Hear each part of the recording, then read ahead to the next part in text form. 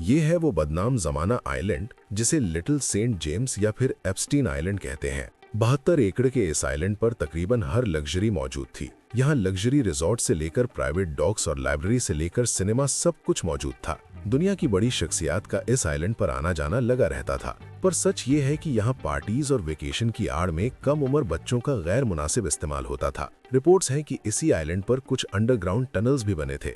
कहा जाता है कि यहाँ इन टनल्स को एक खास मकसद के तहत बनाया गया था। या तो आइलैंड का स्टाफ इन्हें एक जगह से दूसरी जगह जाने के लिए इस्तेमाल करता ताकि ऊपर मेहमानों पर उनकी नजर ना पड़े, या फिर ये एलीट मेहमानों के लिए ही एक एस्केप रूट था। जिन लोगों को इस अड्डे से तकलीफ थी वो थी कम उम्र लड़कियां और उनके पेरेंट्स। पर इन ताकतवर लोगों का नाम सुनते ही किसी की भी इनके खिलाफ जाने की हिम्मत नहीं हुई, कम से कम कई सालों तक तो नहीं। लेकिन फिर मार्च 2005 में इस सारी कहानी से तब पर्दा उठा जब कोर्टनी वाइल्ड नाम की एक लड़की ने बहादुरी का मुजाहरा करते हुए फ्लोरिडा के पाम बीच पुलिस स्टेशन में जेफरी एप्स्टीन के खिलाफ पहली रिपोर्ट दर्ज करवाई।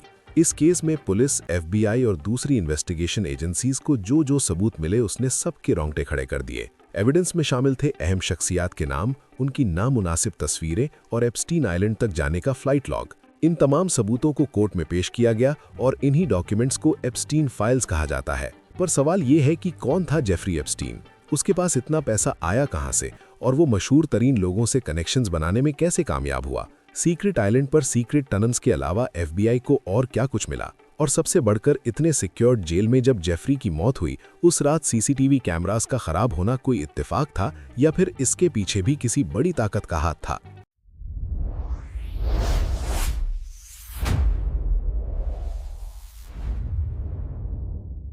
नाजरीन, एक मामूली मैथ्स टीचर जो देखते ही देखते दुनिया का सबसे पुरस्कार अमीर शख्स बन गया। जेफरी एप्स्टीन ने 1970 में डेल्टन स्कूल से शुरुआत की, लेकिन उसका असली ठिकाना वॉल स्ट्रीट था। उसने विक्टोरिया सीक्रेट के मालिक लेस्ली वैक्सनर जैसे बिलियनियर्स का भरोसा जीता और उनका पैसा मैनेज करने लगा। करोड़ों डॉलर्स का कमीशन और एलीट क्लास से दोस्ती। एप्स्टीन ने न्यूयॉर्क से लेकर फ्लोरिडा तक आलीशान बंगलों की सल्तनत खड़ी कर दी, लेकिन इस चमकती दुनिया के पीछे एक तारीख राज छिपा था। एप्स्टीन अपने पावर और पैसे के जोर पर मासूम और कम उम्र लड़कियों का शिकार करता था। ये कहानी है एक ऐसे शख्स की जो दुनिया के लिए एक बिलियनियर था, लेकिन हकीकत में एक भयानक मुजरिम। मैनहट्टन का सबसे बड़ा प्राइवेट महल, न्यू मैक्सिको का 75,000 एकड़ का रैंच और पेरिस में लग्जरी अपार्टमेंट्स। एप्स्टीन की शाही जिंदगी किसी ख्वाब से कम नहीं थी, लेकिन उसकी असली सल्तनत कैरेबियन में वाक़ई 72 एकड़ का जजीरा था, लिटिल सेंट जेम्स, जिसे हम एप्स्टीन आइलैंड भी कहते हैं। यहाँ पहुंचने के लिए एप्स्टीन अपना प्राइवेट जेट इस्तेमाल करता, जिसे मीडिया ने लॉलिता एक्सप्रेस का नाम दिया। पर आखिर इस आइलैंड पर होता क्या था? दावे किए गए हैं कि इस आइलैंड पर दुनिया के बड़े नामी ग्रामी शख्स मेहमान बनते थे और यहाँ अंडर एज लड़कियों को टारगेट किया जाता था। एप्स्टीन की दुनिया में सिर्फ पैसा नहीं, दुनिया के ताकतवर तरीन चेहरे भी शामिल थे। बिल क्लिंटन ने एप्स्टीन के प्राइवेट जेट पर 26 मरतबा सफर किया, जिनमें इंटरनेशनल टूर्स भी शामिल थे।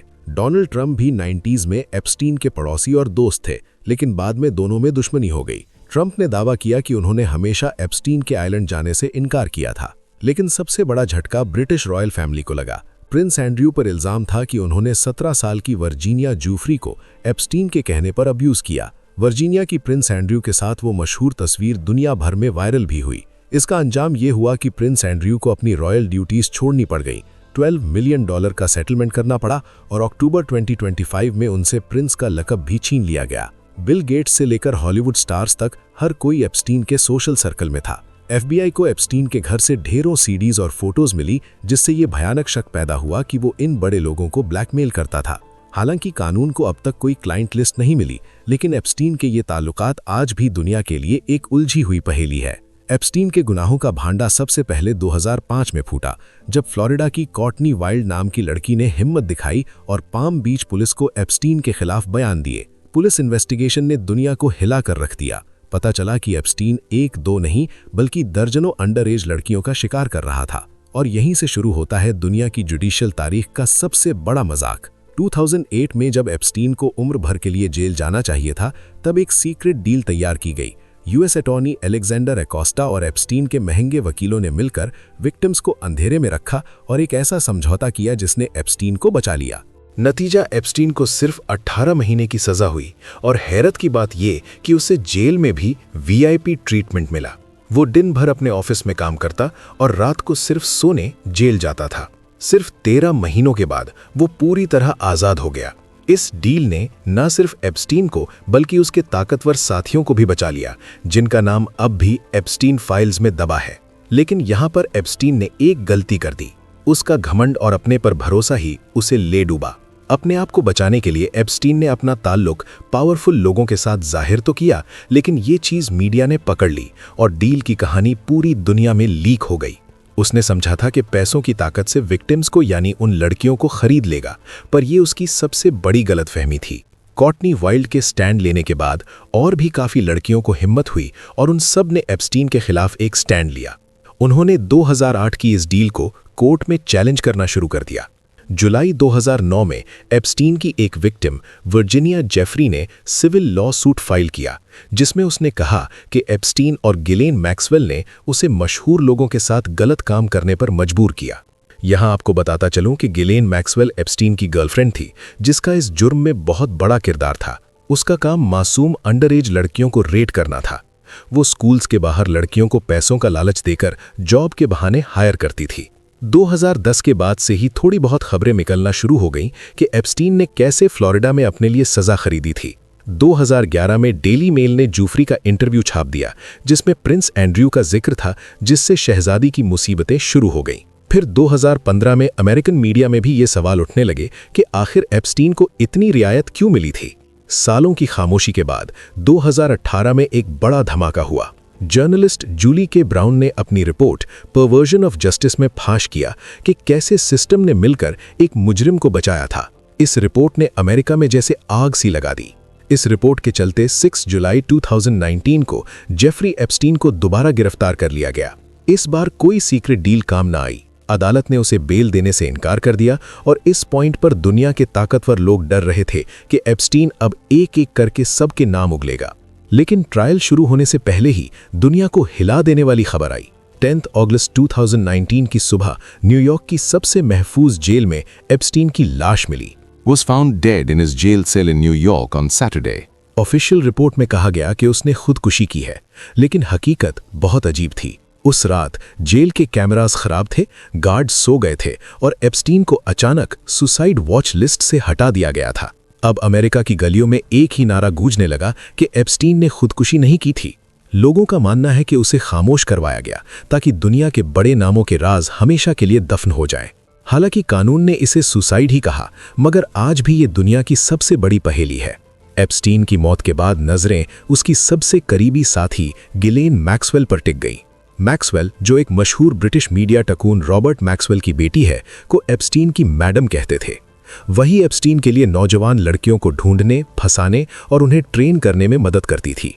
एप्स्टीन के गुजर जाने के बावजूद FBI ने अपनी तफ्तीश जारी रखी और 2 जुलाई 2020 वाले दिन गिलेन मैक्सवेल को न्यू हैम्पशायर के एक दूर दराज फार्म हाउस से गिरफ्तार कर लिया गया। जेफरी एप्स्टीन तो मौत की शक्ल में सजा से बच निकला, लेकिन उसकी सबसे बड़ी साथी गिलेन मैक्सवेल कानून के शिकंजे से न बच सकी। नवंबर 2021 में न्यूयॉर्क की अदालत में विक्टिम्स के दिल दहला देने वाले बयानात ने दुनिया को रुला दिया। पता चला कि मैक्सवेल सिर्फ एक साथी नहीं, बल्कि इस पूरे ट्रैफिकिंग नेटवर्क की मास्टरमाइंड थी, जो मासूम बच्चों को एप्स्टीन के लिए तलाश करती थी। जून 2022 में अदालत ने मैक्सवेल को 20 साल कैद की सजा सुनाई। जज ने साफ साफ कहा, ये बच्चों पर जुल्म की सजा है। मैक्सवेल आज फ्लोरिडा की एक जेल में अपनी सजा काट रही है। एप्स्टीन के मरने के बाद उसकी दौलत से विक्टिम्स के लिए एक फंड बनाया गया, जिससे अब तक 150 से ज्यादा सर्वाइवर्स को $121 मिलियन तक तकसीम किए जा चुके हैं। एप्स्टीन तो मर गया, लेकिन उसकी फाइल्स ने 2025 में दुनिया की सियासत में आग लगा दी। जनवरी 24 में एप्स्टीन फाइल्स को पब्लिक करने का सिलसिला जनवरी 2025 में डोनाल्ड ट्रंप के दोबारा सदर बनते ही एक नया मोड़ इख्तियार कर गया। ट्रंप ने कैंपेन में वादा किया था कि वो एप्स्टीन की फाइल्स रिलीज कर देंगे। नतीजा ये निकला कि फरवरी 2025 में अटॉर्नी जनरल पॉम बॉन्डी ने दावा किया कि क्लाइंट लिस्ट उनकी डेस्क पर रखी है, लेकिन जब पहला फेज रिलीज हुआ तो अवाम ने इसे मजाक करार दिया, क्योंकि उसमें कुछ नया नहीं था। लेकिन असली धमाका नवंबर 2025 में हुआ। अमेरिका की दोनों बड़ी पॉलिटिकल पार्टीज ने मिलकर एप्स्टीन फाइल्स ट्रांसपेरेंसी एक्ट पास किया, जिसने गवर्नमेंट को 19 दिसंबर 2025 तक की डेडलाइन दी कि अब इस डेडलाइन से पहले फाइल्स रिलीज करनी है। दिसंबर 2025 में गिलेन मैक्सवेल की कुछ ईमेल्स पब्लिक हुई जिसमें वो कोड नेम का इस्तेमाल कर रही थी। वो कोड नेम था द इनविजिबल मैन। इन्वेस्टिगेशन में साबित हुआ कि ये कोई और नहीं प्रिंस एंड्रयू थे जो कोड नेम के पीछे छुपकर लड़कियों की तलाश में थे। 20,000 पेजेस की ईमेल में एप्स्टीन का एक पुराना दावा सामने आया कि ट्रंप लड़कियों के बारे में पहले भी जानता था। व्हाइट हाउस ने इसे एप्स्टीन का झूठ कहा, लेकिन नए रिकॉर्ड्स ने साबित किया कि ट्रंप ने पहले से कहीं ज्यादा मर्तबा एप्स्टीन के जेट पर सफर किया था। 19 दिसंबर 2025 की डेडलाइन गुजरी तो 30,000 पेजेस का नया डेटा रिलीज हो गया, लेकिन अभी भी 1 मिलियन से ज्यादा पेजेस बाकी हैं। अदालत और हुकूमत के दरमियान एक जंग छिड़ी हुई है। कुछ लोग सच सामने लाना चाहते हैं और कुछ अब भी विक्टिम प्राइवेसी के पीछे छुपकर बड़े नामों को बचा रहे हैं। आज जेफरी एप्स्टीन इस दुनिया में नहीं, लेकिन उसके गुनाहों का साया दुनिया के ताकतवर तरीन लोगों पर अब भी मंडला रहा है। प्रिंस एंड्रयू अपनी इज्जत और रुतबा गंवा चुके हैं। गिलेन मैक्सवेल जेल की सलाखों के पीछे है और दुनिया भर के बिलियनर्स आज भी एप्स्टीन के साथ अपनी दोस्ती की सफाइयां दे रहे हैं। 2005 में एक बच्ची की खामोश आवाज से शुरू होने वाला यह सफर आज दुनिया का सबसे बड़ा करप्शन स्कैंडल बन चुका है। एप्स्टीन आइलैंड पर जो सबसे ज्यादा मशहूर और कंट्रोवर्शियल स्ट्रक्चर मिला वो था एक ब्लू और व्हाइट रंग का टेम्पल। इस टेम्पल के अंदर से कोई इलीगल चीज तो नहीं मिली, लेकिन ऐसे आइलैंड पर टेम्पल नुमा स्ट्रक्चर का होना काफी सारे सवालात खड़े करता है। जब FBI ने 2019 में आइलैंड पर रेड की तो सबसे ज्यादा पूछा गया सवाल ये था कि क्या आइलैंड के नीचे सीक्रेट टनल्स मौजूद थे। उनको कुछ अंडरग्राउंड यूटिलिटीज और टनल्स मिले, लेकिन उनका मकसद किसी को वाज़ेह नहीं हुआ। लेकिन ये बात कंफर्म है कि आइलैंड पर अंडरग्राउंड स्ट्रक्चर्स भी मौजूद थे। इसके अलावा आइलैंड पर जगह जगह अनोखे स्टैच्यूज भी मिले और चप्पे चप्पे पर CCTV कैमरास लगे हुए पाए गए। ये कैमरास सिक्योरिटी के लिए थे या ब्लैकमेलिंग के लिए, ये सवाल आज तक जिंदा है। एक हेलीपैड जिस पर एक स्ट्रेंज चेहरा बना हुआ है, सैटेलाइट इमेज में देखा जाए तो यहाँ पाम ट्रीज से घिरा हुआ एक रिजॉर्ट भी बना है जो हेलीपैड और प्राइवेट डॉग के साथ कनेक्टेड है। रेड के दौरान कुछ गैर मामूली मेडिसिन भी पाई गई। इनमें हार्मोनल मेडिसिन ने सबसे ज्यादा सवाल उठाए। ये कंफर्म नहीं है कि इनका मकसद क्या था, लेकिन एक नॉर्मली प्राइवेट आइलैंड पर हार्मोनल मेडिसिन का होना काफी सवालात खड़े करता है। एप्स्टीन अगर जिंदा होता तो इन सारे सीक्रेट से पर्दा उठ चुका होता। यही वजह थी कि शायद उसे सुसाइड करने पर मजबूर किया गया और शायद इसी वजह से सबकी नजरें एप्स्टीन फाइल्स पर जमी है। एप्स्टीन फाइल्स अभी मजीद खुलेंगी, नए नाम बेनकाब होंगे और शायद कुछ नए चेहरे जेल की राह देखेंगे। जेफरी एप्स्टीन की कहानी हमें बताती है कि पैसा और पावर जुर्म को छुपा तो सकता है, लेकिन मिटा नहीं सकता। कुदरत की लाठी बेआवाज जरूर है, लेकिन जब पड़ती है तो बड़े बड़े तकब्बुर के मीनार मिट्टी में मिल जाते हैं। उम्मीद है डीपेक्स टीवी की ये वीडियो भी आप लोग भरपूर लाइक और शेयर करेंगे। आप लोगों के प्यार भरे कमेंट्स का बेहद शुक्रिया। मिलते हैं अगली शानदार वीडियो में।